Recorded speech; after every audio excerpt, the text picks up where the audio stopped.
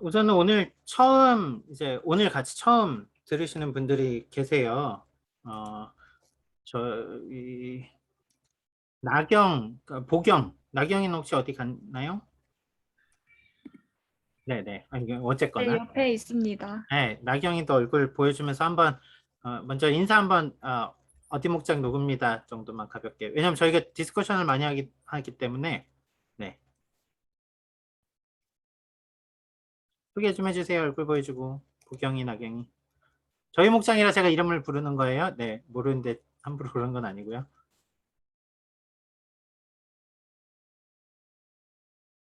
소리 켜야 돼요.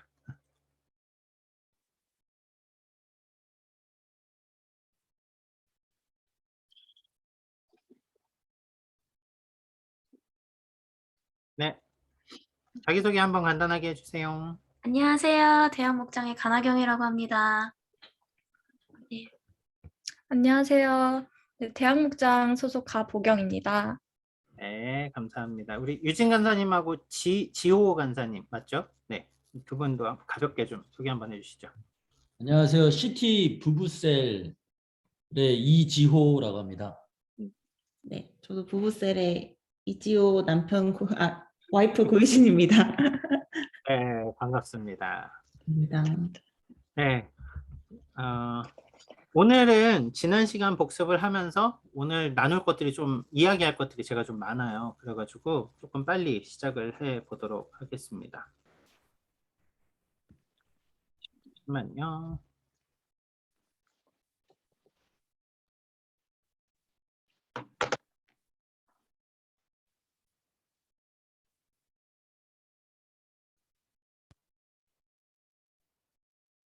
제가 말씀드리지만 듣다가 질문 있으시면 이 금요일 강의는 소리를 켜고 그냥 질문하셔도 돼요. 손을 살짝 드시면 제가 보이거든요.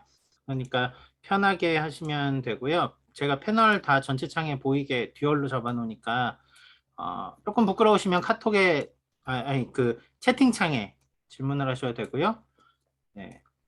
그리고 이야기를 나눌 때는 각각 오늘도 방으로 나눠서 한번 이야기를 해야 되는 것들이 있어서 그 부분은 또 자유롭게 방 안에서 나눠주시면 될 것 같습니다. 자, 시작하겠습니다. 제가 기도하고 시작하겠습니다. 사랑하는 주님 감사합니다. 우리를 부르시고 우리를 주님에서 자녀 삼아 주시고 오늘 또 주한교회에서 한 몸으로 한 공동체로 우리가 오늘 이렇게 모여 주님 말씀을 배웁니다.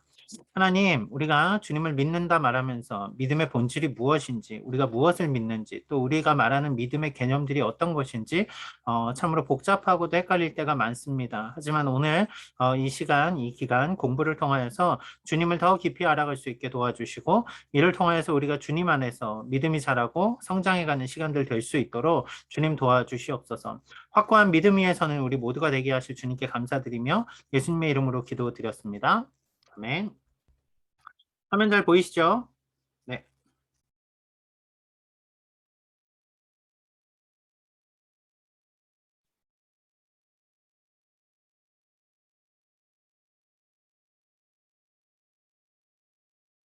오늘은 믿음이 왜 필요한가 두 번째 시간을 갖도록 하겠습니다. 우선은 지난 시간 복습을 살짝 해볼게요. 믿음의 세 가지 요소에 대해서 저희가 지난 시간에 나눴어요. 그쵸? 믿음의 세 가지 요소. 사람들이 믿음이라고 하면 뭘 말할까? 그러면 일반적으로 많은 사람들은 잠시만요.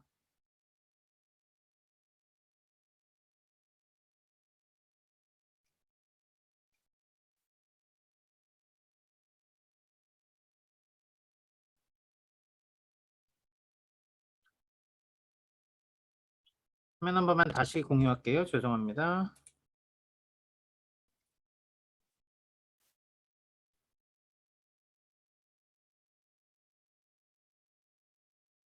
네.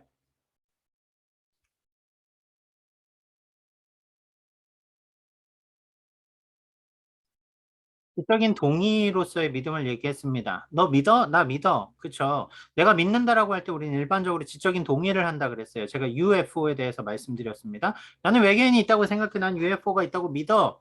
라고 말을 하지만 실제로 UFO가 진짜 있다고 믿는 종교나 집에 그것들을 준비해 놓는 사람들, 실제로는 이 사람들은 삶에 UFO가 있다라는 실존적인 믿음이 있어요.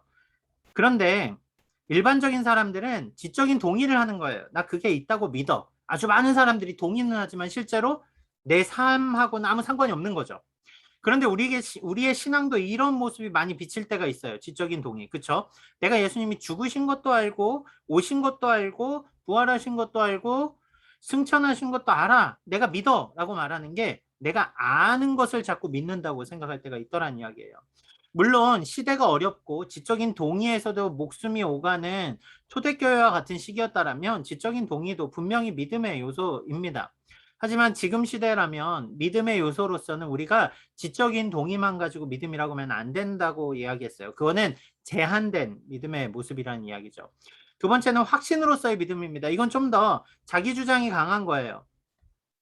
내가 믿어 이거예요. 내가 확실히 믿어. 그러니까 되게 열심히 달려갈 수 있습니다. 교회에서 열심히 봉사도 하고 예배도 꼬박꼬박 드리고 헌금도 많이 하고 할 수 있어요. 그런데 내 확신이 내 열정이 끊어지는 순간 번아웃 된다 그러죠. 달아가는 순간 실제로는 확신으로서의 믿음도 나를 중심으로 붙잡은 믿음이기 때문에 변할 수 있어요. 분명히 이 두 개 다 믿음의 영역 안에 있습니다. 하지만 이것만으로는 붙잡기가 힘들다 그랬어요. 그래서 우리는 신뢰로서 믿음을 제안한다고 했습니다. 신뢰는 뭔가요? 내가 믿는 게 아니라 예수 그리스도께서 하신 그 일, 예수 그리스도께서 나를 구원하신 그 일을 붙잡는 것, 우리가 온전히 의지하는 것, 그것을 믿음의 가장 기본이라고 말씀을 드렸어요.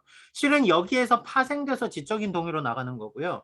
여기서 파생돼서 확신으로 확장이 돼야 됩니다. 반대가 되면 무너져요. 그러니까 우리는 우리의 믿음이 항상 내가 열심히 해서 믿었다라는 생각 자체가 되게 위험한 생각이에요.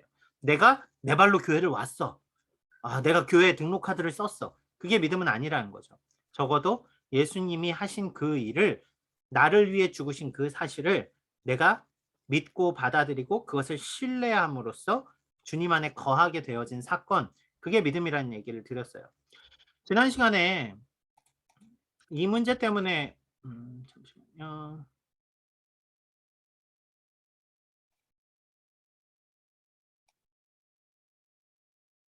한 분과 잠깐 얘기를 나눴어요. 오직 의인은 믿음으로 말미암아 산다라는 이야기가 OX로 대답해 보세요. 여기 여러분들이 얘기를 하셨죠.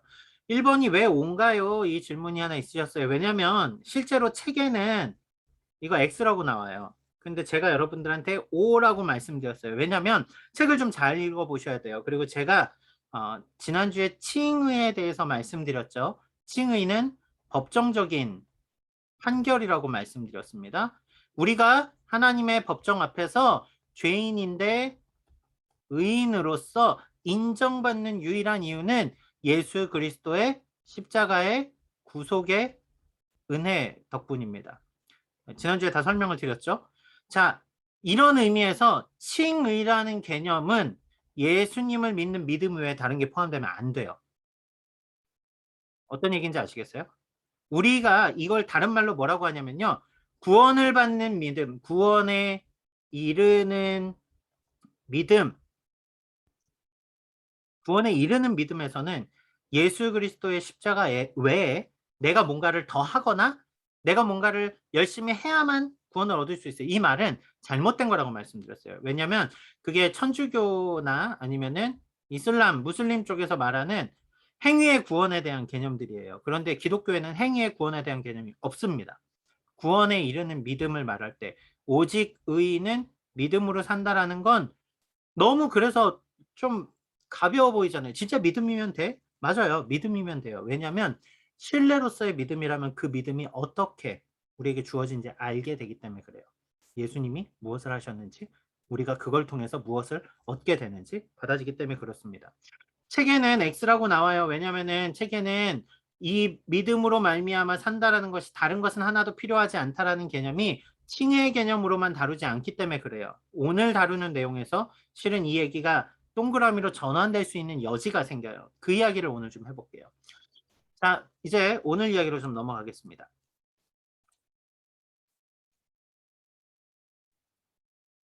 이제 빨리 안 할게요. 복습이라 조금 빨리 했고요. 자, 여러분들 이제 잠깐 제가 한 분 한 분 좀 질문을 드려볼게요. 교회를 이제 전도하러 나가본 적 있으세요? 노방 전도해 본 적 있다. 학교 같은 데 나가 전도해 본 적 있다. 꽤 있으세요, 그래도. 네. 아솜자매 전도하러 갈 때, 네. 마이크 잠깐 켜주시고요. 예수님 안 믿는다는 사람이 나한테 하나님 보여줘. 그럼 내가 믿을게. 이러면 뭐라고 얘기하시겠어요?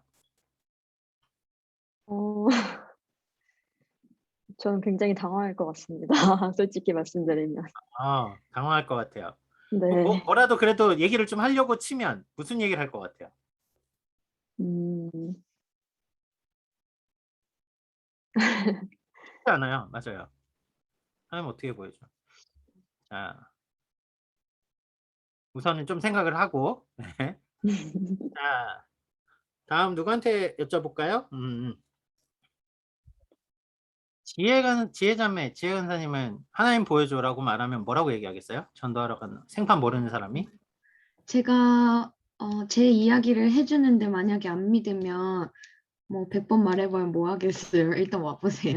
그냥 그렇게 말해줄 것 같아요. 말해도 안 믿을 거니까 말해도 안 믿을 수 있으니까 차라리 와서 보고 네가 판단해. 약간 이런 개념. 왜냐면 계속 물어보면 어쨌든 궁금하긴 한 거잖아요. 그 사람이. 그러니까 맞아. 일단 와봐. 이렇게 할 것 같아요. 일단 와봐. 일단 와봐. 좋아요. 자, 그 소미자매 혹시 백소미자매 만약에 전도하러 나갔는데 이 사람이 하나님을 보여줘봐. 그럼 내가 교회 갈게. 이러면 뭐라고 얘기하겠어요? 와서 직접 와서 경험해 보라고 할 것 같습니다. 조금 질문을 꽈볼까요? 믿어야 가는데 안 믿어져서 안 간다고 하면 그럼 이분은 평생 안 가는 거잖아요.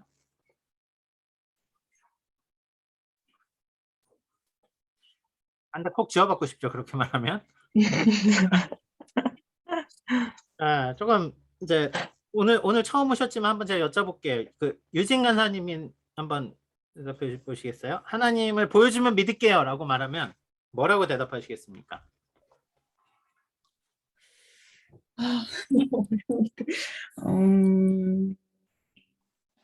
보여줘. 솔직히 저는 대답 못할 것 같아요. 사실. 솔직히 저는. 그렇게 살다가 어느 날 하나님이 깨닫게 하시면 오겠지. 약간 네. 맞아요. 되게 말로 해서 될 문제가 아니라서 한 분만 더 여쭤볼까요? 항상 우리 얘기 많이 하시는 옥형 간사님한테. 옥형 간사님 뭔가 좋은 아이디어가 있을 것 같아요. 보여달라고 하면. 별 아이디어는 없는데 이 비슷한 질문을 들어본 적이 있어서 그때 제가 대답했던 거는 내가 너에게 보여줄 수 없지만 내가 내 삶에서 하나님이 있다라는 것을 내가 확신할 수 있다.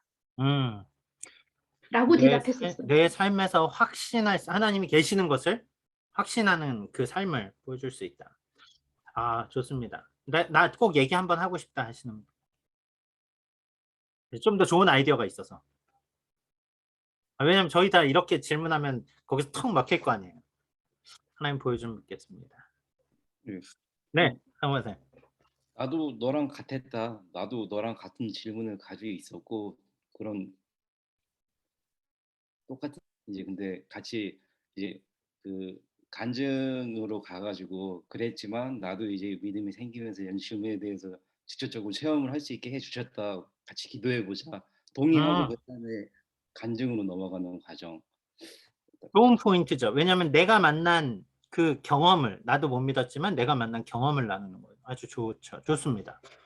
하나님을 보여주면 믿겠습니다. 실은 오늘 믿음에 대해서 오늘 우리가 나눌 이야기는 두 가지 포인트입니다. 첫 번째는 야고보 사도가 말하는 행함과 믿음의 관계예요. 행함과 믿음의 관계입니다. 두 번째는 마가복음에서 살펴보는 믿음 없는 아버지의 고백에서 우리가 확신으로서의 믿음입니다. 행함과 믿음의 관계. 실은 야고보 사도가 이 이야기를 한 거에서 우리가 이제 답을 좀 찾아가 봐야 돼요. 오늘 그 문제들을 조금 나눠볼게요. 처음 오신 분들은 조금 어려울 수 있겠지만 우선 누가 한 분 성경을 좀 찾아서 읽어주시면 좋겠는데요. 야고보서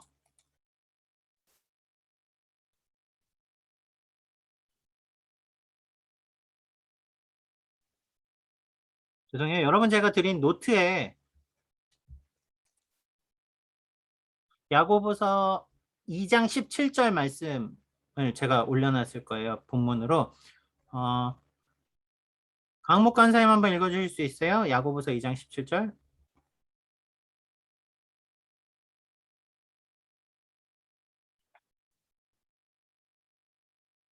소리 켜야 됩니다. 네.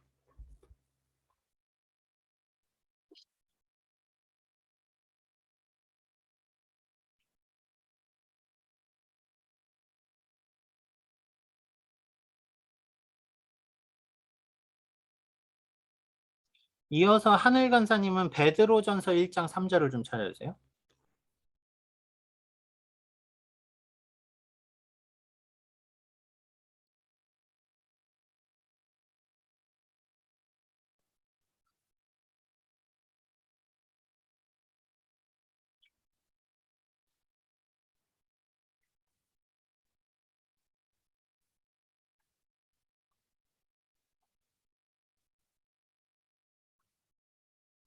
야고보서 2장 17절 찾았나요? 네, 읽어주십시오. 네, 찾았습니다. 예, 이와 같이 행동이 따르지 않는 믿음은 그 자체가 죽은 것입니다. 행동이 따르지 않는 믿음은 죽은 것입니다. 개역개정 버전을 가지고 계신 분들은 행함이 없는 믿음은 그 자체가 죽은 것입니다. 라고 이야기를 해요. 죽은 믿음 이런 얘기가 나오고요. 베드로전서 1장 3절에는요. 우리 주 예수 그리스도의 아버지 하나님을 찬송하리로다. 그의 많으신 긍휼대로 예수 그리스도를 죽은 자 가운데서 부활하게 하심으로 말미암아 우리를 거듭나게 하사 산 소망이 있게 하시며. 산 소망이 있게 하신다고 이야기를 합니다. 자, 그러면 오늘은 나눔부터 하고 들어가겠습니다. 여러분들한테 질문을 드려볼게요. 여러분 노트에 제가 이렇게 적어놨을 거예요. 산 소망, 죽은 소망, 그리고 산 믿음, 죽은 믿음.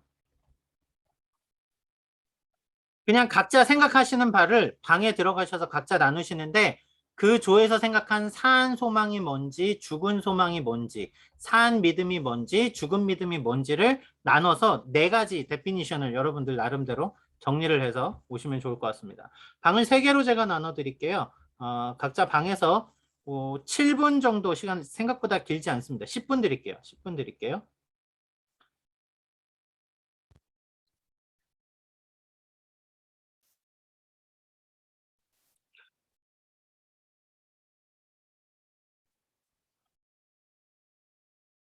자, 지금부터 방으로 들어가겠습니다. 잠시만요. 10분.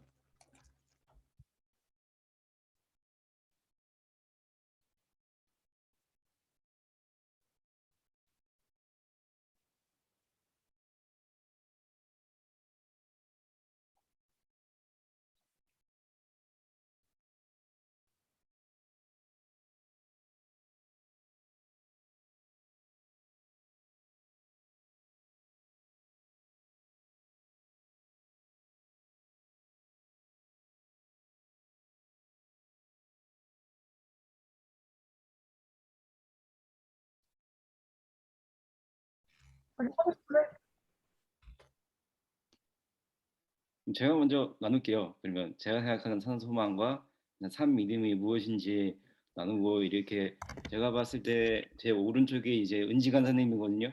이렇게 네. 은지 간사님한테 토스 하겠습니다. 제가 나누고서 그다음에 다음 분 토스 해주시면은 어떨까 싶습니다. 저는 산 소망과 죽음 소망에 있어가지고, 산 소망에 대한 제가 가지고 있는 데피니션은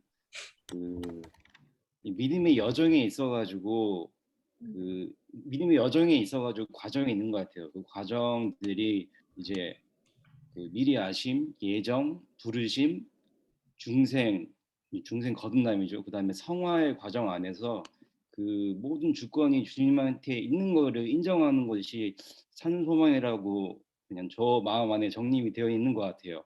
그리고 이제 그런 여기서 핵심 모든 주권이 주님한테 있다는 것을 이제 인정하는 것인 것 같아요. 그리고 이것을 이제 이거에 뭐 반대되는 것이 이제 죽은 소망 아닐까 싶어요. 근데 저는 이렇게 산 소망과 죽은 소망에 대해서 딱 나눠서 생각하고 있다기보다 산 소망에 대한 생각, 그다음에 그렇지 않은 것은 죽은 소망이지 않을까라고 생각을 하고, 그다음에 산 믿음도 이제 죽은 믿음하고의 이 관점에서 동일하게 산 믿음은 그 그리스도를 닮아가는 삶을 살아내는 그 삶이 산 믿음이 아닐까 그렇게 생각합니다.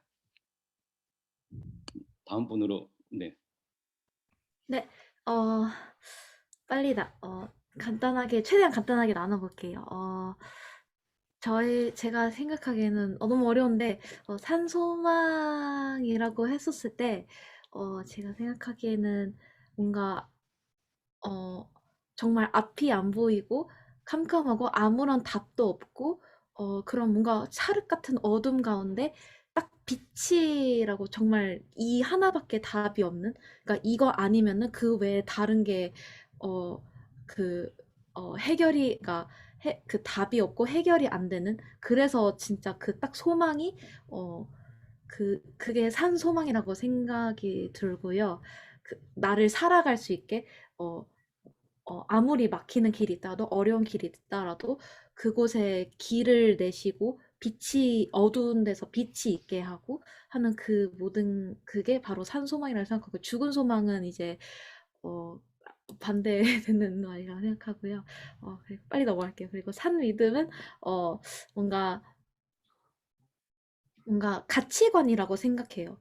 가치관이랑 뭔가 연결이 많이 되는 것 같아서, 뭔가 나를 굳건하게 깔아주는 뭔가 그 베이스, 나의 그 시작점이라고 하죠. 내가 뭐 생각하거나 말을 하거나 행동을 하거나 나의 마음이나 그게 베이스가 되는 거라고 생각이 들어서, 그러니까 산 믿음은 내가 이제 믿고 있는 그 믿음에 대한 이제 반응들, 그게 이제 생각으로 나타날 수 있고, 말로 나타날 수 있고, 행동으로 나타날 수 있고, 마음으로 나타날 수 있고, 그 베이스라고 생각해요. 그래서 거기에 빗대어서 이제 나타내는 그 반응들이 이제 산 믿음이라 생각하고, 죽은 믿음은 이제 그거에 대해서 거기와 반대되는, 아무런 연관이 없는, 그냥 그렇다고 생각합니다. 저는 제 아래에 있는 보경이가 있는데요. 네. 네. 저도 짧게 하자면은, 일단, 산 소망은 이제 주님이 기뻐하시는 소망? 간단하게. 그러니까 제 생각에 그렇게 생각하고, 반대로 죽은 소망은, 주님의 뜻과는 좀 거리가 있는? 약간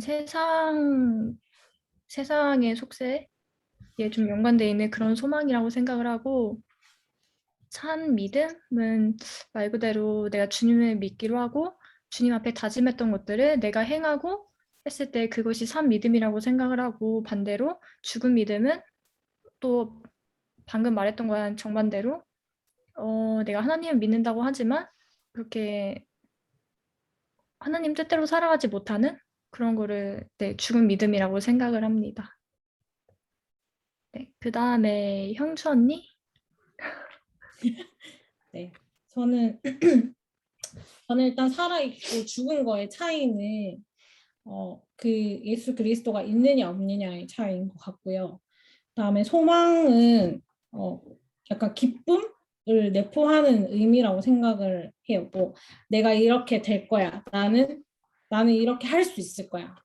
뭐 이런 소망과 기쁨을 가지는 건데, 그 안에 예수님이 있느냐 없느냐의 차이에 따라서 죽었다 살았다 얘기할 수 있을 것 같고, 믿음은 나는 죄를 용서받았어. 나는 천국에 간다. 이런 게 믿음인 것 같아요. 그러니까 내가 어떻게 될 거야 이게 아니라 나는 죄인이지만 용서받았고 나는 천국에 간다. 근데 그 믿음이 안에 예수님이 있느냐 없느냐에 따라서 죽었다 살았다 이렇게 얘기할 수 있을 것 같아요. 뭔가? 저 먼저 할게요. 저는 제가 생각하는 산 소망이란 내가 날마다 삶 속에서 내 마음이 하나님을 기뻐하고 하나님께 영광 올려드리는 삶을 사는 것이 산 소망이 있는 사람의 삶이라 생각하고 그것이 산 소망이라고 생각하고 그리고 죽은 소망이란 내 삶의 본분이 하나님께 영광 올려드리는 것인데 하나님께 영광 올려드리지 못하고 하나님 기쁘시게 하지 못하는 그런 삶을 죽은 소망이라고 생각을 하고 또 산 믿음이란 내가 믿었을 때 예수 그리스도를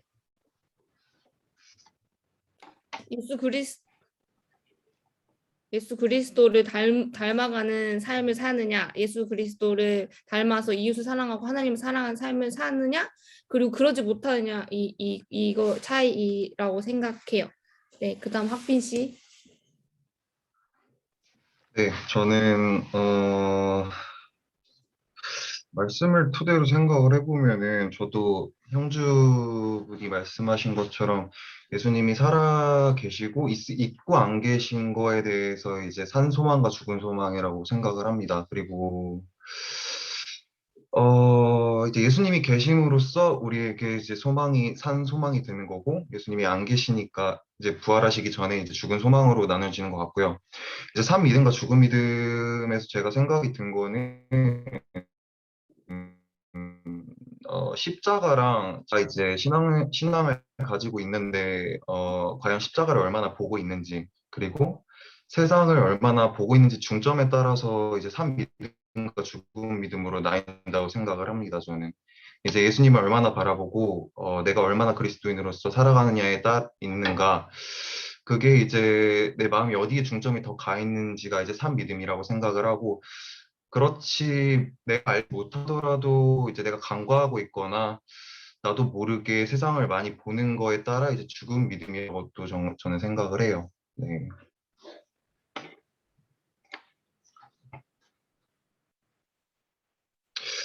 나경이? 했잖아. 나경이? 나경이 나경이 없어? 이게 나경이 어, 또 네. 지금 다 하신 거죠? 네. 네, 38초 남았어요. 네. 그렇게 정리가 되는 것 같습니다. 요거를 이따도 발표해야 되는데. 네, 상호 간사님 해주시죠. 발표해야 되는데, 예, 이거 뭐 어떻게 하면 되겠죠, 뭐. 예. 네, 감사합니다. 제가 이제 간단하게 적어놨어요. 혹시나 해가지고 적어놨는데 조금 이따 뭐 발표할 때 뭐 빼먹더라도 자기가 얘기했던 거 빼먹더라도 저를 너무 질타하지 마세요. 제가 적어놓긴 했어요. 네. 기본적으로. 네.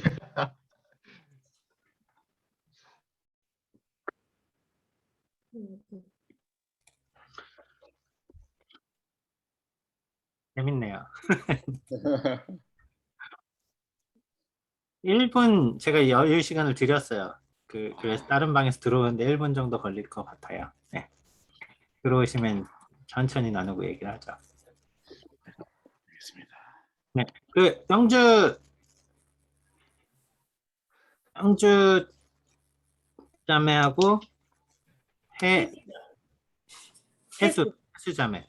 네, 다음부터는 둘이 오시는 분들이 따로따로 로그인 하시는 게 낫긴 해요. 왜냐면은 저기 나눔할 때 지금 첫 번째 방이 아마 그쵸? 조금 복잡했을 수 있어요. 네. 한 방에서 더 들어와야 돼. 잠깐만 더 기다릴게요. 시간이 좀 짧죠? 그쵸? 그런가요? 네. 네. 자, 제가 창을 키면서 같이 좀 공유를 해볼게요. 자, 여러분들 어떻게 나누고 오셨습니까? 먼저 오신 상우 간사님 같이 계셨던 네, 제가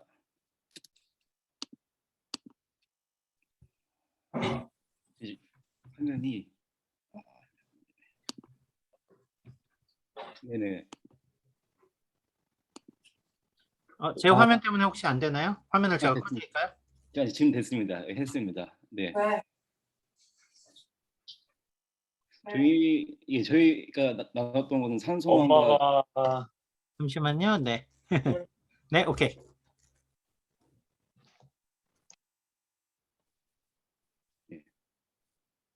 저희가 나왔던 거 종합해서 이렇게 좀 정리를 지금 하면서 말씀을 드려야 될 것 같아요. 그래서 산소망과 죽은 소망에 있어가지고 저희는 산소망에 대해서 많이 나왔어요. 그래서 그거의 반대는 죽은 소망이지 않을까 했는데 그 기준점이 예수 그리스도였습니다. 예수 그리스도로 인해 가지고 이제 산소망과 죽은 소망이 이제 그 구분이 되었고, 이제 두 번째 질문인 산 믿음과 죽은 믿음도 예수 그리스도로 말미암아 우리의 삶이 이제 동기와 이제 예수 그리스도를 기쁘게 하는 성화로서의 그 삶, 그 모든 것들이 이제 산 믿음이라는 전체적인 이제 그런 아이디어가 있었습니다. 2조는 제가 이름을 한번 불러볼게요. 1조는 제가 들어가서 아니까 두 번째 들어오셨던 분들이 지혜 간사님 네 누구 같이 계셨나요? 혹시 누가 정리하셨나요? 제니 리 언니? 네, 언니 부탁드릴게요. 네. 근데 제가 정리를 잘 할지 모르겠는데 한번 일단은 말씀드리면 저희는 산소망과 죽은 소망을 다 말씀드리면 되는 건가요? 저희 한글? 그럼요. 네네. 근데 저희가 산소망하고 그 시간이 조금 너무 짧을 것 같아서 산소망과 산 믿음을 같이 하고 죽은 소망과 죽은 믿음을 같이 봤어요. 그래서 산소망은 일단 바라고 믿는 것, 바라고 그것을 이루어질 거라고 믿는 것, 그리고 두 번째는 꿈이 있는 것, 세 번째는 구원이 있는 것, 그리고 네 번째는 이 안에 행함이 있어서 행함과 거듭남이 있어서 진정으로 나오는 행동을 산소망과 산 믿음으로 봤고요. 그리고 죽은 소망과 죽은 믿음은 이거의 반대예요. 바라고 믿지 않는 것, 구원이 없는 것, 신뢰가 없는 것, 또 대가성 믿음, 행함이 없는 믿음, 거듭남이 없는 믿음 이렇게 나뉘었어요. 그래서 그냥 그게 반대로 하면 그렇게 나왔습니다. 네, 많이 나누셨네요. 그래도 마지막 조는 제이 자매님 누구랑 같이 들어 있었어요? 저 방금 한 제니. 그럼 사라, 주홍이. 네, 접니다. 네. 한 소망과 죽은 소망의 차이점이라고 한다면 약간 거룩한 행동, 거룩한 것에 대한 믿음, 그것과 약간 로또를 당첨을 하기를 바란다거나 아니면은 약간 세속적인 것들을 믿는 것에 대해서 이렇게 나뉜다고 생각을 했고, 또 능동성, 좀 더 적극적으로 참여하는 것, 행동하는 것, 미래와 과거에 대한 얘기도 했어요. 하나님을 믿기 전과 후의 그런 산소망과 죽은 소망, 그리고 생명력 있는 그거의 차이점이 있다고 생각했고, 또 성장 가능성 저희가 얘기를 했고요. 산 믿음과 죽은 믿음은 행동이나 실천에서 나온다고 생각을 했고, 또 삶을 통해서 증명할 수 있는 그런 믿음이지 않나, 또 예수 그리스도를 통해서 보여줄 수 있는 믿음의 열매들이라고 나왔습니다. 그래요. 되게 고생하셨습니다. 네, 발표하신 분들 수고하셨습니다. 다, 네, 고생하셨습니다. 제가 이제 이거를 이제 조금 정리를 해볼게요. 여러분, 산 소망이 있고 죽은 소망이 산 소망이 있으면 죽은 소망이 있다라는 이야기잖아요. 근데 소망과 반대말은 실은 절망이거든요. 그러면 죽은 소망은 절망은 아닌데 살아있지 않은 듯한 소망, 그런 게 뭐가 있을까요? 실은 이 책을 쓴 이제 노준일 목사님은 그 얘기를 하세요. 앞에 이제 주홍 관사님께서 이야기를 하긴 했는데, 만약에 우리가 복권을 산다고 해보죠. 로또 복권을 사면 복권이 당첨될 거라는 기대에 부풀어서 사긴 하지만 안 될 확률이 다분히 높아요. 그렇죠? 기대는 해요. 소망은 하지만 안 될 확률이 높아요. 그러니까 불가능한 가능성이 높은 개념이죠. 하지만 반대로 만약에 입사 면접을 보고 면접에서 합격을 했어. 그러면 내가 일을 하는 게 미래 일이지만 확실히 하는 게 결정이 된 거잖아요. 그러니까 오늘 일을 위한 양복을 한 벌 사도 문제가 없어요. 근데 죽은 소망을 가지고 로또 될 거니까 내 믿음이 굳건하게 내가 죽은 소망을 가지고 만약에 로또를 산 다음에 바로 람보르기니를 뽑아보세요. 사람들이 미쳤다 그럴걸요? 그쵸? 야, 그게 될지 안 될지 어떻게 알고. 반대로 회사가 붙었는데도 내가 회사가 언제 잘릴지 모르니까 다른 회사에 이력서를 계속 넣고 있어. 그것도 산 소망을 제대로 누리지 못하는 거겠죠. 산 소망이란 건 뭐냐면 이제 천국에 대해서 비교해 봅시다. 가능성이 소망의 문제라면 낮은 가능성이 죽은 소망입니다. 높은 가능성, 확정적인 가능성이 산 소망을 얘기하는 거죠. 그러면 부활이 우리에게 가능성일 때 부활이 낮은 가능성의 삶을 살아간다라면 그 사람은 죽은 소망을 가지고 사는 겁니다. 부활이 내 삶에 영향이 없어요. 그렇죠? 복권을 사지만 당첨 안 되는 거랑 똑같은 거잖아요. 그런데 내가 부활을 꿈꾸는 삶을 살아. 그러면 그 부활은 산 소망이라는 거죠. 그리고 성경은 우리의 부활과 우리의 구원이 산 소망이라고 말합니다. 영원한 하나님의 나라를 소망하며 사는 것, 그것은 절대 죽은 소망이 될 수 없어요. 왜요? 믿는 우리에게 반드시 나타날 일이기 때문에 그렇습니다. 그런 의미에서 본다면 죽은 믿음에 대해서 되게 약간 골치 아파져요. 왜냐하면 믿음이 살아있다라는 건 어떻게 설명하기가 쉬워요. 확실한 믿음, 삶으로 보여주는 믿음, 행함이라고 했으니까. 그러면 죽은 믿음은 믿음이 없는 것과 뭐가 다르냐는 얘기예요. 아까 소망과 절망은 다르다 그랬잖아요. 하지만 산소망과 죽은 소망은 어떤 확률에 대한 기대, 어떤 가능성에 대한 문제, 확실성에 근거한 얘기라면 죽은 믿음은 조금 어려워져요. 이 표현이. 죽은 믿음, 죽은 믿음. 이 이야기를 되게 재밌게 풀어내셨더라고요. 이게 이 책을 쓰신 분이 노진준 목사님이거든요. 장애가 있는 분이세요. 다리 장애가 있으시고 지금은 이제 목회를 안 하시는데 이분이 어느 날 집에 문고리가 고장이 났어요. 문고리가 고장이 나가지고 고치라고 아내가 사다 놨는데 안 고쳐요. 사모님이 사다 놨는데 안 고쳐요.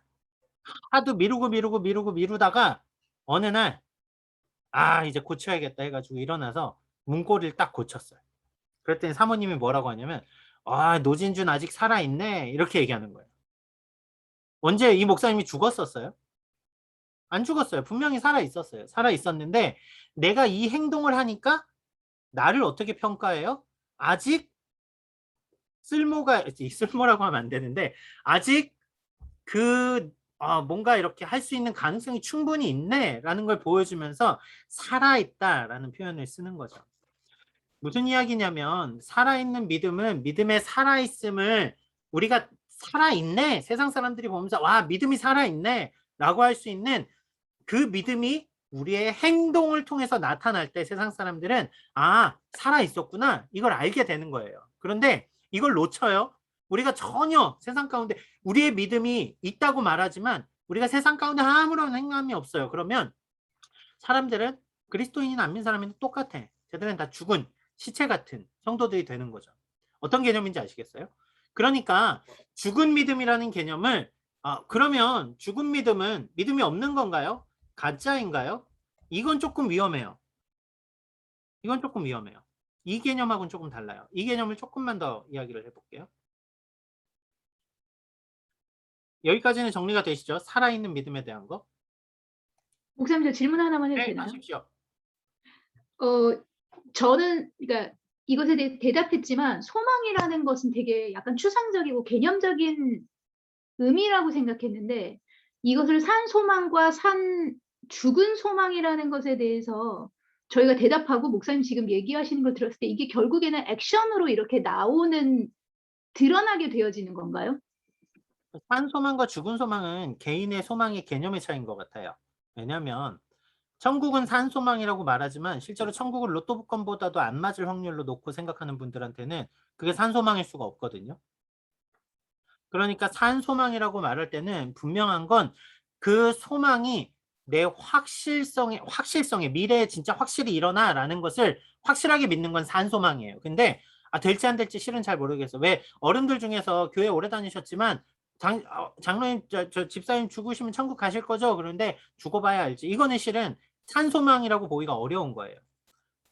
자, 그런 개념이라면 믿음에 대한 개념도 믿는다 안 믿는다의 개념이 산 믿음과 죽은 믿음으로 나뉘진 않아요. 그런데 믿음에서는 내가 살아있는 믿음을 어떻게 증거하느냐가 실은 제3자의 입장에서 드러나요.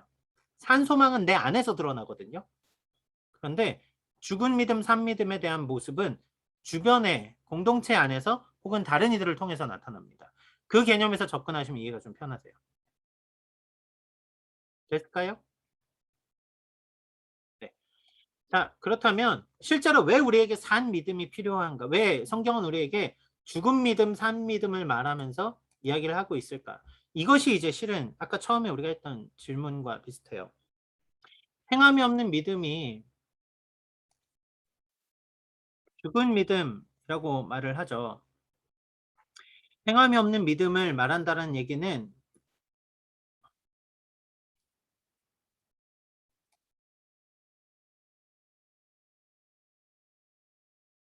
야고보 사도가 야고보서에서 기록을 한 거예요. 행함이 없는 믿음. 행함이 어떤 행함인데요? 선을 행하는 거겠죠? 그리스도인답게 남을 돕고 여러 가지 기부도 하고 뭐 봉사도 하고 여러 가지 착한 일들을 할 수 있잖아요. 그런데 행함이 없는 믿음이 죽은 믿음이라고 할 때 제가 조심해야 되는 건 죽은 믿음이 불신앙이 아니라고 말씀드렸잖아요. 왜 그러냐면 야고보 사도가 만약에 행함이 없는 믿음은 불신앙이야 라고 말하면 그거는 믿음이 아니야 라고 말하면 실은 성경이 충돌해요. 지난 시간에 우리가 열심히 막 얘기하면서 의인은 뭐로 살아요? 믿음으로 산다 그랬는데 오늘 와서는 행함이 없으면 믿음이 아니야. 그러면 믿음이 결국은 행함 플러스 믿음이 돼야지 이게 말이 되거든요. 근데 예수님이 죽으셨는데 내가 뭘 더 행해서 구원을 얻는 거는 분명히 말이 안 돼요. 그러면 이 성경의 의미를 분명히 알아야 된다는 거죠. 이 행함의 의미가 있구나. 뭐냐면 이것은 믿음의 활동성, 앞에서 말한 대로 살아있네. 이 얘기예요. 믿음이 살아있다면 살아있는 게 나타난다라는 거죠. 그런 의미에서 제가 이렇게 정의를 해볼게요.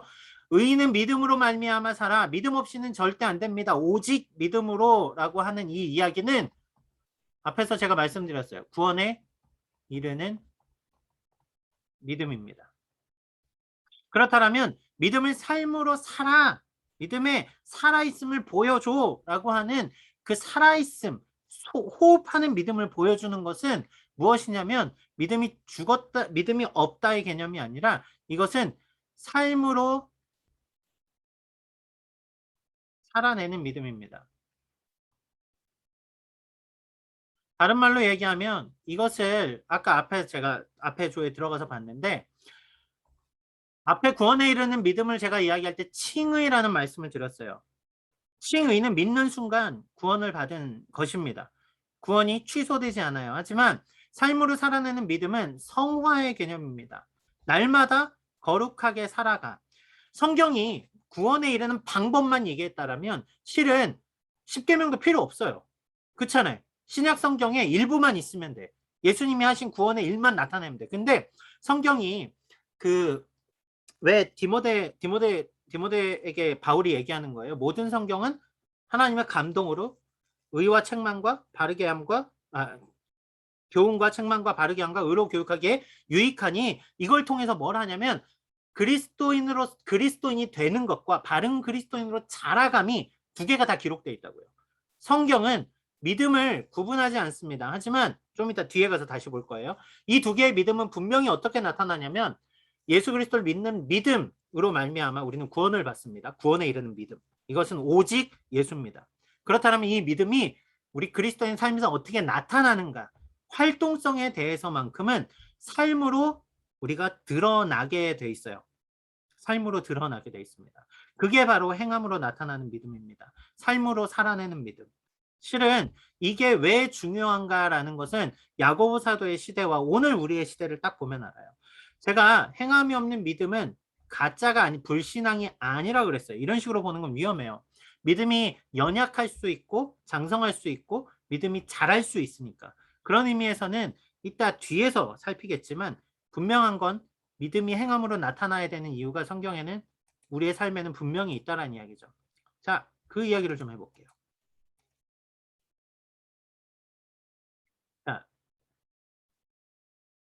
글씨 가리시나요? 이론적 무신론자와 실천론적 무신론자라는 내용인데요. 여러분, 하나님이 계시지 않다고 믿는 사람들을 무신론자라고 이야기하죠. 그렇죠? 무신론자와 대화해 본 적 있으세요? 무신론자와 대화해 본 적 있으신가요? 제니 자매님 어떤 대화였나요? 저 근데 그런 사람들 많이 만나지 않는 살면서 만나는 게 아니라 일상 다반사로 항상 만나는데. 그럼 그런 분들하고 이렇게 디베이팅 해본 적 있으세요? 가장 기억나는 거는 어렸을 때 중학교 때 과외 선생님과의 설전? 과외 선생님이 왜 신이 없다 그러셨어요? 기억나세요? 혹시? 그때 당시에 그분이 성경을 공부를 하셨어요. 그래서 그 성경 공부를 토대로 저한테 막 뭐라고 하셨던 것 같은데, 근데 제가 그때 교회에서 또 성경 공부를 하고 있었는데, 그때 제가 배웠던 거는 그런 그러니까 이단은 아니지만 그런 분하고 말싸움이 안 되니까 나는 그런 사람 있으면 말을 하지 말아라. 그래서 맞아요. 그냥 맞아요. 안 했어요. 네. 이단과 그냥 뭐라고는 말싸움하는 했는데 것은, 그냥 네, 위험한 그래서 그냥 상대를 안 했던 나는 믿을 테니 그렇게 생각하세요 하고 말았었던 맞아요. 지금까지는 또 그러고 있고요. 다른 분하고 만나도. 실은 우리가 만나는 대부분의 사람들은 이론적 무신론자라는 개념이 많습니다. 하나님 왜 없는 줄 알아? 이 얘기를 자꾸 그 사람도 하고 싶어 해요. 우리는 하나님 왜 있는 줄 알아? 이 이야기를 해요. 이 사람들은 철학적으로 혹은 논리적으로 왜 신이 없는지, 내가 왜 신을 안 믿는지 그거를 얘기하기를 되게 좋아합니다. 그런 사람들. 그래서 신 존재 자체를 부정해요. 이론적으로 하나님이 왜 안 존재하는지를 아주 많은 예를 들어가면서 막 입에 침을 튀면서 얘기해요. 실제로는 수많은 철학자들이 이론적 무신론자에 들어가죠. 그렇죠? 신은 죽었다. 니체. 니체가 실제로 신은 죽었다라고 말하진 않지만 신은 죽었지만 인간이 신을 죽였다라는 표현으로 쓰지만 어쨌든 철학의 많은 영역에서 싸우다 보면 답이 없어요. 답이. 왜 답이 없는 줄 아세요? 이거는 신이 있다고 믿는 무신론자도 모두 싸워야 돼요. 증명을 해야 되거든요. 내가 왜 하나님 있는지 증명해 볼게. 자, 내가 왜 하나님이 없는지 증명해 볼게. 서로 막 증명을 하면 이게 수평선이죠. 답이 만나기가 쉽지 않아요. 생각보다 변증학을 다뤄보면 이렇게 무신론에 대한 개념은 되려 어느 정도 대화하면서 좀 답을 찾을 수 있어요. 불가지론이 더 어렵죠. 관심이 없는 사람들. 근데 어쨌거나 이론적인 무신론자는 우리가 100번 싸워봐야 입에 목만 아프고 답이 안 나는 게 맞아요. 이단들과는 길게 말 섞지 않는 게 맞아요. 성경적인 교훈으로도 그게 맞습니다. 그래요. 대하지 않는 게 나아요. 근데 실천적 무신론자는 조금 달라요. 실천적 무신론자는 신이 존재하지 않는다는 것을 삶으로 증명하는 사람들입니다. 강하게 나타나는 케이스는 신성모도, 그쵸? 막 십자가를 깨 부시는 퍼포먼스를 하면서 신이 없다라니까 그거를 자기의 삶에서 마음껏 증명해요. 내가 이렇게 살아도 신은 아무렇게 하지도 않아. 살면서 그 사람은 정말 신이 없다라고 믿기 때문에 자신의 삶에서 실천적으로 드러납니다. 문제는 우리예요. 우리는 하나님이 계심을 믿는데 실천적 유실론에 대한 개념을 그들에게 설득할 수 없는 자들입니다. 우리가 행함이 나타나지 않으면. 야고보가 말하는 개념은 그거예요. 우리의 죽은 믿음으로 인하여서 다른 사람들에게 하나님이 계시다라는 사실, 하나님이 계시지 않다라는 그러한 생각을 갖지 않게 하라는 이야기예요. 우리가 믿음을 살아있음으로 증명하면서 세상 가운데 믿음이 나타내어지도록, 믿음이 드러나도록 그렇게 하는 것이, 다시요, 정확히 얘기해 볼게요. 하나님의 임재를 삶으로 나타내십시오. 그게 그리스도인의 삶으로 살아내는 믿음입니다. 이 얘기를 하는 거죠. 그러니까 고백만으로 믿는다 안 믿는다를 말하면 우리는 그거는 신앙과 불신앙으로 말하겠죠. 그런데 이미 고백을 했어. 하지만 고백이 살아있음에도 우리의 삶의 행동이 도저히 나타나지 않아. 그렇다면 우리 스스로도 고민을 하겠죠. 나는 왜 이렇게 안 될까? 뒤이어서 바로 살펴볼게요. 또 결국 그 내가 예수님을 믿는 그 나의 입술의 고백이 진실함을 나는 그럼 어떻게 나타낼 수 있을까? 우리도 마찬가지예요. 나의 삶을 행함으로 그것을 나타내게 된다는 얘기죠. 행함이 없는 믿음은 죽은 믿음이다 라고 하는 말은 행함이 없으면 믿음이 가짜란 이야기가 아니라 믿음에 살아있는 믿음을 보여줄 수 있는 유일한 방법은 행함입니다 라는 개념이 맞다라는 이야기예요.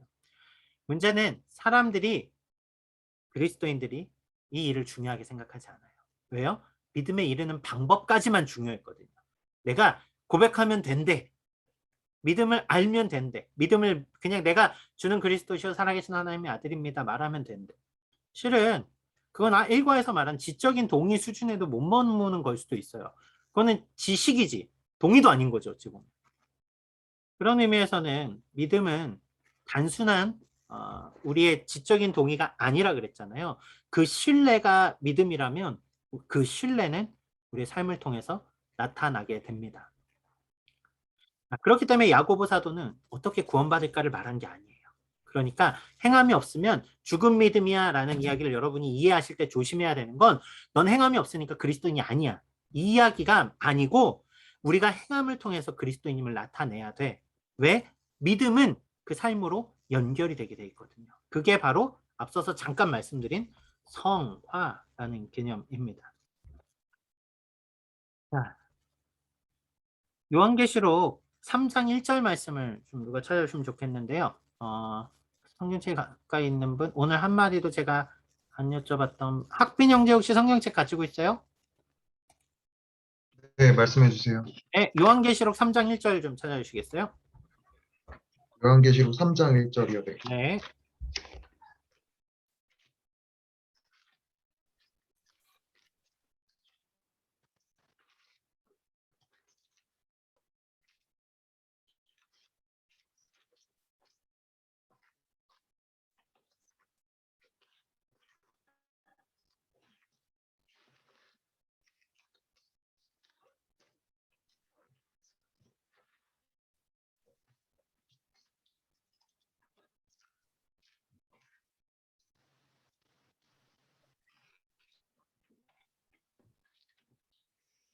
네, 4대 교회의 사자에게 편지하라. 하나님의 7영과 7뼈를 가지신 이가 이르시되 내가 내 행위를 아노니 내가 살았다 하는 이름은 가졌으나 죽은 자로다. 살았다 하는 이름은 가졌으나 죽은 자래요. 삶에 대한 실천이 없는 겁니다. 야고보가 말한 믿음에 살아있음을 증명하는 행함은 믿음 자체가 넌 가짜야 라고 말하는 게 아니라 배고픈 사람에게 먹을 걸 주고 헐벗은 사람에게 옷을 주고 그렇게 우리가 믿음을 드러내는 삶을 살아갈 때 세상은 교회를 보며 살아있음을 느낀다는 이야기예요. 그게 소금이 된다는 개념과 실은 같아요. 빛과 소금이 된다는 개념. 그런 의미에서 믿음의 살아있음, 성화에 대한 이야기를 조금만 더 해보겠습니다. 자, 여기는 좀 짧게 넘어갈 수 있을 것 같아요. 여러분 결혼하신 분들 손 한 번만 들어주세요. 여기 커플이 계시니까 제가 아까 유진 간사님한테 물어봤으니까 지호 간사님 맞으시죠? 네. 지호 간사님 결혼은 시작일까요? 끝일까요? 시작 같습니다. 시작. 어떤 시작입니까? 다시 다른 삶의 시작. 제2의 인생의 시작. 네, 네. 네. 제2의 인생의 시작. 네. 자, 그러면은 옆에 계신 유진 간사님 결혼은 시작인가요? 끝인가요? 끝이자 시작? 뭐가 끝나셨어요? 저의 젊음? 젊음 안타깝다. 네, 끝나지 않습니다, 여러분. 우리는 여전히 남습니다. 자, 맞아요. 결혼은 끝이면서 시작입니다. 결혼은 독신 생활의 끝입니다. 혼자 사는 삶이 이제 아니죠. 둘이 같이 사는 삶이에요. 전혀 다른 삶이 시작됩니다. 밀당 안 해도 됩니다. 결혼하고 나서 밀당 절대 안 합니다. 그쵸? 짓꾸면 돼요. 짓꾸면 됩니다. 그냥. 그리고 혼밥 안 해요. 이제 혼밥을 걱정하지 않아도 돼요. 요즘 젊은이들은 혼밥이 아무렇지 않지만 저는 제가 79년생 98학번이거든요. 저희 때는 대학교 가서 밥 혼자 먹으면 애들이 되게 쯧쯧쯧하고 혀차고 갔어요. 혼자 밥 먹는 게 되게 불쌍한 거였어요. 하지만 이제 혼밥이 없습니다. 같이 밥을 먹어요. 자, 새로운 삶이 시작입니다. 새로운 가정이 시작됐어요. 새로운 패밀리가 된 거죠. 그렇죠? 그 전까지는 내가 다른 패밀리 안에 있었는데 새로운 패밀리가 된 거예요. 이제는 새로운 미래예요. 왜냐하면 나 혼자 계획하지 않아요. 나만 달려가지 못해요. 아이들도 있고 아내도 있고 그렇죠? 그렇기 때문에 모든 것들이 새로운 도전입니다. 결혼 생활을 놓고 비교해 보면 믿음이란 건 참 재밌어요. 같은 이야기입니다. 믿음은 시작일까요? 끝일까요? 믿음도 두 가지 모습을 다 가지고 있습니다. 믿음은 시작입니다. 새로운 삶의 시작. 거듭남의 시작. 거룩한 시작. 실은 그 앞에 끝도 있죠. 죄의 삶에 대한 끝. 그렇죠? 이제는 더 이상 사단의 권세 아래 놓여 있는 사람이 아닌 우리 신분의 예전의 모습의 끝. 그런데 제가 끝을 하나를 더 뒀어요. 실은 시작과 끝을 이렇게 기록해 놨죠. 왜냐하면 믿음은 시작이면서 실은 끝을 향해 나아가게 돼 있거든요. 또 다른 끝을 향해. 영원한 하나님의 나라가 우리의 마침표가 되겠죠. 거룩의 완성, 그쵸? 성화가 마침표가 찍히는 것, 결국 영화롭게 되는 것. 실은 믿음은 이 과정을 말합니다. 조금만 설명을 해볼게요. 이전까지의 삶은 죄의 비참함 가운데 있었습니다. 지난 시간에 칭에 대해 말씀드렸잖아요. 오늘은 칭의와 거듭남에 대한 이 개념들, 회심에 대한 개념들이 실은 시작에 포함이 돼요. 내 죄를 깨닫게 되고 내가 새롭게 born again 하게 되고 하나님 앞에서 의롭게 되고 양자라 그러죠. 어댑트 된다 그러죠. 하나님의 자녀가 되는 건 실은 예수님을 믿는 동시에 시작되는 일들입니다. 그런데 그 시작이 된 구원의 단계가 믿음의 단계가 거기서 시작됐으니까 다 이루었다 이러지 않아요.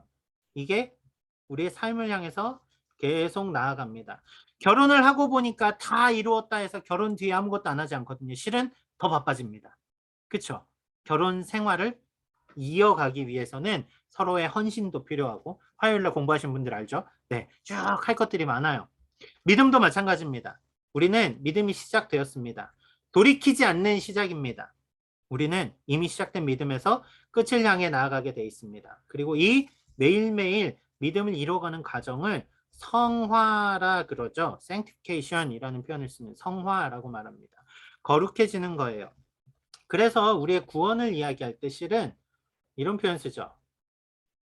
already, not yet. 그렇죠? already, not yet. 이미 이루어졌어요. 구원이 더 필요하지 않다니까요. 구원을 한 번 더 다시 믿어야 돼. 또 한 번 더 세례 더 받아야 돼. 또 한 번 더 뭘 해야지. 장로 돼야지. 너 구원받아. 아니에요. 믿는 순간 우리는 이미 구원이 이루어졌습니다. 이미 거듭났어요. 그런데 그게 not yet. 아직 완성된 게 아니래요. 끝을 향해 나아가는 과정이라는 거죠. 여러분 제가 이 말씀을 왜 드리냐면요. 우리가 믿음에 대해서 자꾸 헷갈립니다. 난 믿음이 없는 걸까? 난 왜 믿음이 약하지? 나는 왜 행함이 없을까? 아까 그런 문제들. 내가 믿음 하나면 된다고 해서 반대의 경우는 나 믿었어. 막 살아도 돼. 막 왜냐면 내 구원이 취소되지 않아. 막 난 그냥 믿었으니까. 제 친구 중에 그런 애 있어요. 교회 다니는데 지금 안 다니죠. 안 다닌 지 한 20년 된 것 같아요. 그 친구가 저한테 그렇게 얘기했어요. 나는 이렇게 살다가 죽기 전에 그때 가서 회개 한번 하고 그렇게 천국 갈래. 진짜 그게 그 신앙에서 나오더라니까요. 그런 이야기들이. 우리가 잘 아는 그 로마의 황제 중에서 콘스탄티누스 황제가 있죠. 그 황제가 죽기 직전에 세례를 받아요. 왜요? 세례 받고 나면 죄지면 안 될 것 같아서. 이게 시작만 생각하는 거예요. 아, 구원받으면 끝이니까. 구원받으면 끝이니까. 이 이야기를 좀 나눠보면서 우리가 행함과 믿음과 우리의 믿는 구원과 이 모든 관계를 한번 좀 정리를 해볼게요.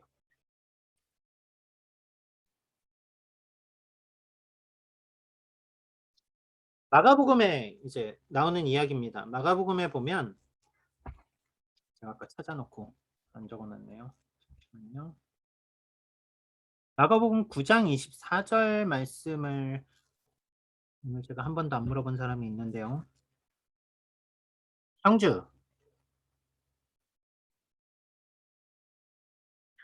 형주 간사님, 네. 마가복음 9장 24절 좀 찾아서 읽어주세요. 마태복음 9장 24절. 마가복음 마가복음 9장 24절. 곧 그 아이의 아버지가 소리를 질러 이르되 내가 믿나이다 나의 믿음 없는 것을 도와주소서 하더라. 여러분 이 말이 어떻게 들리세요? 내가 믿어요. 근데 믿음 없는 것을 도와달래요. I believe, help my unbelief. 영어로 이렇게 나오거든요. ESV 버전에서. 믿는다니까요. 그런데 믿음 없음을 도와주십시오. 실은 이게 앞에서 말한 믿음의 시작과 믿음의 끝을 향한 여정이라는 개념으로 우리가 봐야 됩니다. 왜냐하면 그렇게 안 보면 이 본문이 되게 어색한 해석들이 가능해져요. 아버지가 아들이 이제 귀신에 들리죠. 근데 제자들이 못 고쳐요. 그때 예수님이 나타나셔서 아버지가 할 수 있거든 좀 고쳐주십시오. 뭐라도 좀 할 수 있거든 도와주세요. 라고 하니까 예수님이 할 수 있거든이 무슨 말이냐? 믿음 외에는 능치 못함이 없느니라. 이러면서 아들을 고쳐주시 그 말씀을 하시니까 이 아버지가 내가 믿습니다. 예수님한테 이렇게 얘기해요. 내가 믿습니다. 그런데 뭐라고 얘기해요? 내 믿음 없음을 도와달라고. 믿음 없는 것을 도와주십시오. 이렇게 얘기를 해요. 처음 뭐라고 할까요? 아버지가 너무 간절해서 그랬을까요? 아들을 낳고 싶은 마음에 아무 말이나 한 걸까요? 그랬다면 성경이 기록하지 않았겠죠. 아버지는 처음에 그럼 제자들을 못 믿어했던 거였을까요? 그것도 되게 애매해요. 아버지가 믿음이 없어서 제자들이 못 고쳤는가? 아니거든요. 제자들이 그 능력을 발휘하지 못했어요. 나중에 보면 기도 외에는 이런 이유가 날 수 없는 일이라 이렇게 나오죠. 그런데 아버지가 예수님한테 이렇게 얘기를 하는 유일한 그 간절함이 실은 있어요. 아버지가 예수님 아들을 낳게 하고 싶은 그 마음의 간절함이 어디서 나타나냐면요. 그거예요. 예수님이 할 수 있거든이 무슨 말이냐? 믿는 자에게는 능치 못함이 없느니라 라는 이야기는 이 아버지한테는 그 얘기입니다. 내가 당신 말고는 답이 없습니다. 제가 앞에서 지난 시간에 강의했던 얘기 기억하세요? 예수님의 십자가에 예수님이 이루신 그 일을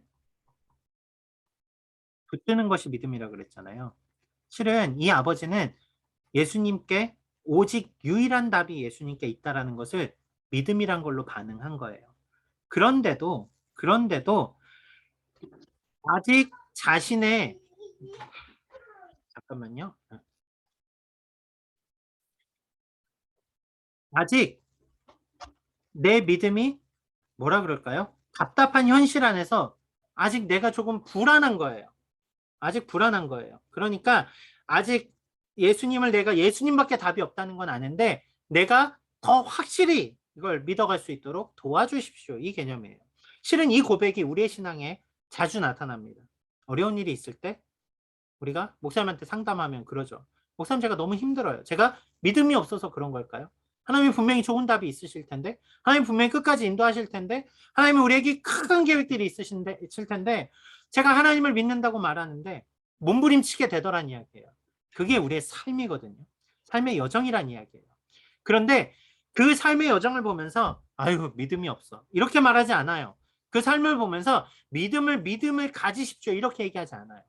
다만 그 삶을 보면서 우리가 하는 이야기는 뭐냐면 그 부르짖음 가운데 우리는 오늘 믿음의 성장을 향해 나아가게 됩니다. 이야기를 하는 거란 얘기예요. 그러니까 여러분 믿음이란 이야기를 할 때 내가 믿음이 없습니다 라고 말한 건 이 사람이 실제로 나는 예수님을 믿지 않습니다 라는 것을 말한 것이 아니라 아직 변화되지 않은 상황 가운데 내게 더 확실한 믿음의 여정이 생기기를 원합니다. 이런 개념이에요. 내가 더 믿음의 성숙을 이루어 가기를 원합니다. 이 개념이에요.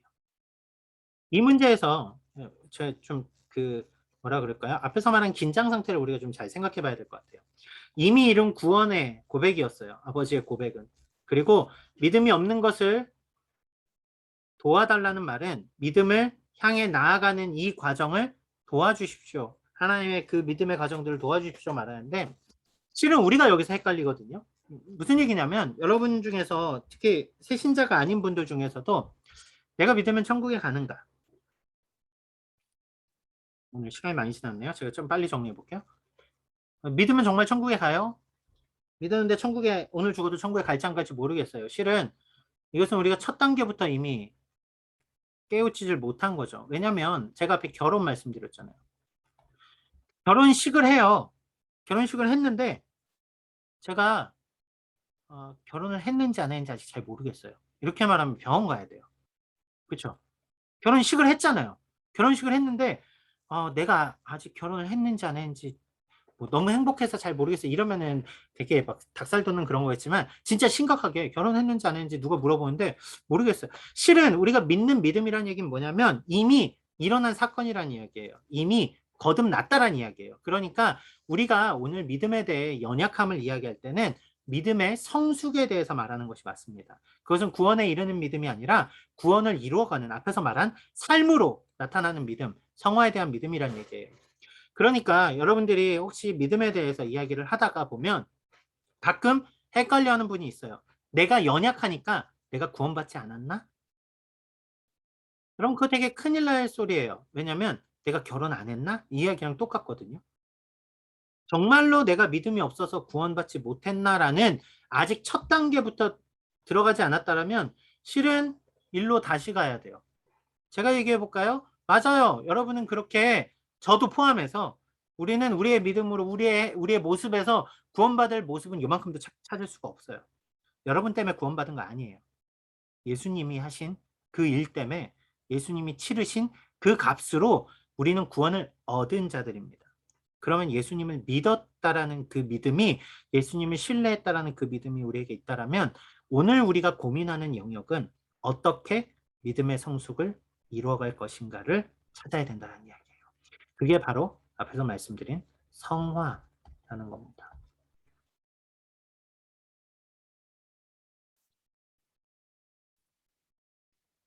자, 정리해보면 좋을 것 같아요. 오늘은 믿음의 실은 확신에 대한 개념이에요. 처음 이야기는 칭의에 대한 개념이었다면 오늘 우리는 어떻게 믿음을 우리의 삶으로 확신하며 나아가는가.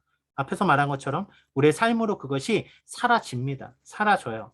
행함으로 우리가 믿음을 드러낼 때 우리는 살아있음을 증명하게 됩니다. 우리가 살아있음을 나타내게 됩니다. 둘째로요.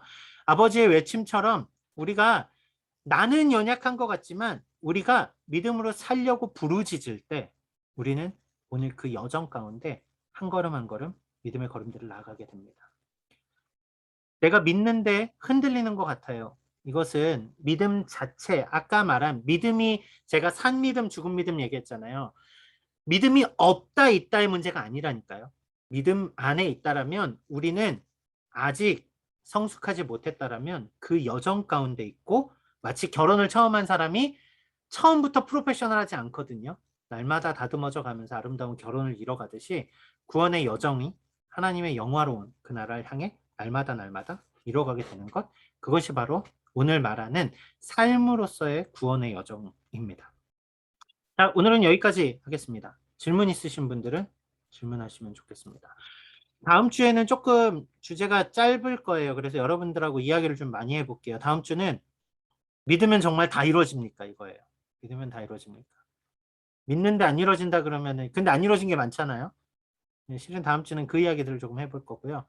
오늘 이야기한 것들 중에서 혹시 질문하실 것들이 있다면 자유롭게.